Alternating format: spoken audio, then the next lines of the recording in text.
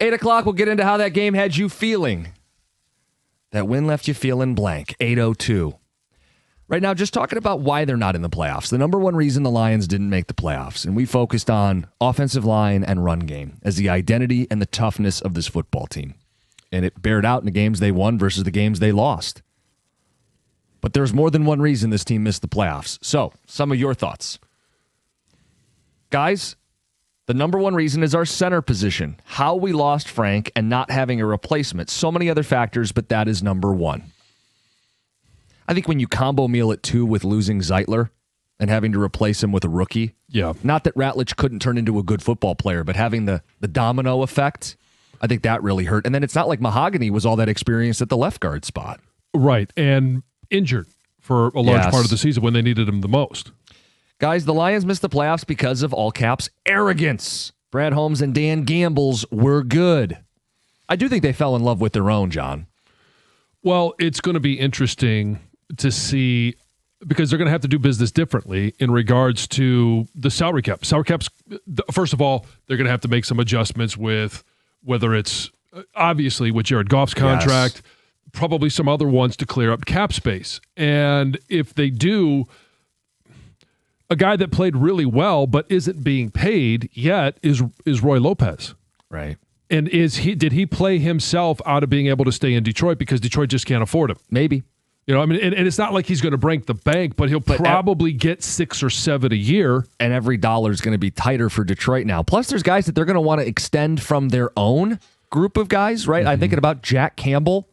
Yeah, great year. Right? Jahmyr Gibbs, a fifth-year option pickup. Do they want to roll? I mean, here's the thing. They're locking these guys up a couple years early, taking care of their own, but they can't do it through the draft alone. And what's the status of Kirby Joseph? Right. Is his injury, is he done? Right. And look, you can get out from under that deal, but not for another year or two. Right. There's going to be dead cap associated if they want to move out from any of these guys. So they've made it harder on themselves. I think they fell in love with their own. They took care of their own. The answers on the trenches where we got our own guys. The coordinator promotions were guys that were in the family, guys they were familiar with.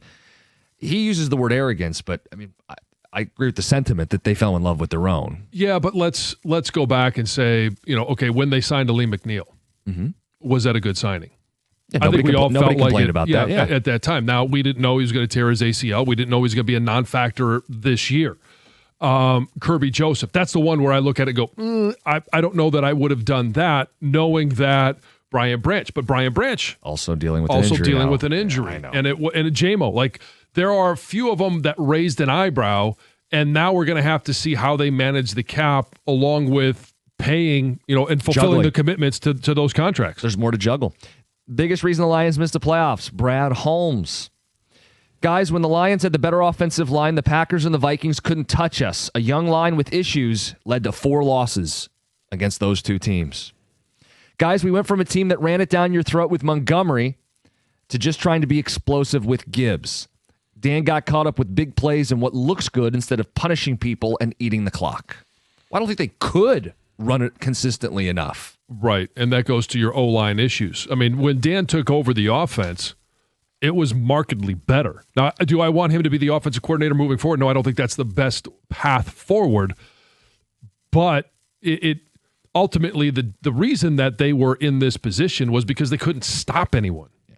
Too many people are overreacting to the Lions season. 2 games away from having the 2 seed. Also have to watch a team with a losing record host a playoff game. It's how the NFL goes. Yes, but then you look and say, okay, well, where are those 2 games?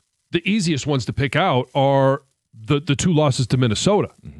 And those are certainly frustrating. And you look at the losses, okay, at the time, Kansas City loss.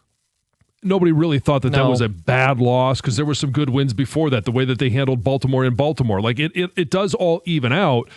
And then you get towards the end of the season, it's the 2 losses to Minnesota and the Pittsburgh loss. Those are the ones that eat at you. Yeah, and that's why I would say they earned sitting home. Wasn't like they were wronged or they got like a bad break. They didn't play well enough. They weren't good enough. And it took us a while to reach that conclusion because we thought, hey, rattling around somewhere in there, they would have put together a couple wins at the end of the season, and that's all it would have taken. They just weren't good enough. 248-539-9797. In terms of like how far away are they, I know we'll do more of that this week. One big boost is that last place schedule. Sure. I think the Bears benefited from it. I think the Patriots benefited from it. The fact that the Lions next year play the Jets, Giants, Cardinals, bunch of bottom feeders, Saints. Yeah, I mean, you certainly like that. Yeah. And again, it won't be enough if they don't do more up front, but it does give them a bounce back path. You're still going to always have to win in your division. And 2-4 in your division is not going to get it done. There is a bounce back path for this team, but they got to put the work in. They'll also play the Titans next year. All right, let's get to the phones. James in White Lake. James, good morning. Hey, good morning, guys. I just want to say pleasure to listen to you guys all season. It's been awesome. Thanks. I wanted to get your guys' take on, you guys mentioned the offensive line, even an extension of that. Losing Sam and Brock Wright within the span of 3 weeks, I think, was hyper detrimental to this team. What do you guys think? I think it's a smart phone call. It's an extension of the run game, right? Yeah, Sam Laporta and his ability as a run blocker, not just as a major target for Jared Goff. Jared Goff was able to overcome that. It would have been much easier for him and more productive if Laporta had been there. But I think the run game, whether it's his backside cutoffs or it's being able to set the edge on the front side, I think that was a major factor. And they lost them both pretty quickly. Yeah. One after another. That stuff matters. I mean, they started running more Dan Skipper and jumbo sets, and those are compromises you make. You're just not as dynamic of an offense. Yeah. Let's get to Jermaine in Rochester. You're on 97.1. Hey, how's it going, guys? Hey, I think the number one thing that I think we're looking at it, but it's coaching. I mean, I think a lot of these games, especially the Minnesota ones, we can say Lions got out-coached. And I think a lot of it is because, Dan had a lot on his plate. But the fact of the matter is, I think the Lions were built after last year, 16-1. They put the league on notice. They were the top dogs. We know how to bite kneecaps. We know how to fight from the bottom. But when you're fighting from the top, it's a little different. When people are scheming against you, the entire league, because you were the top dog, even though you didn't make it, you had one of the most potent offenses. They didn't know how to counter that.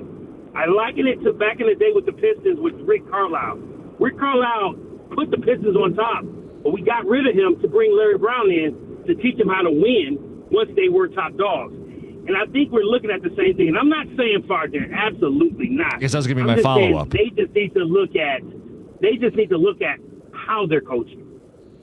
Well, and coordinator spots, right? Are they going to bring in an offensive coordinator as a play caller to take that off of Dan's plate? Will he consider a change at DC if a more experienced upgrade is available? I mean, these are ways that Dan could make his coaching staff better. Yeah, I think, this is very much like year one of Dan Campbell with Anthony Lynn. John Morton is probably not long for the Detroit area, and he is going to bring in an offensive coordinator. I would anticipate that being a top move for Dan Campbell. Guys, coaching was the reason they didn't make the playoffs. Rod in Bama, so he echoes that last caller. Coaching on both sides of the ball from an unnamed texter. The third quarter is why the Lions aren't in the playoffs. It must have been nap time at halftime. Well, obviously against the Rams, against Pittsburgh, that's really what bit them in the backside. Mm-hmm. You have to be able to come out and do something in the third quarter. All right, guys, 8 o'clock hour. We'll get more of your phone calls. Number one reason why they missed the playoffs, and that win left you feeling blank. It's all coming up next, 97.1.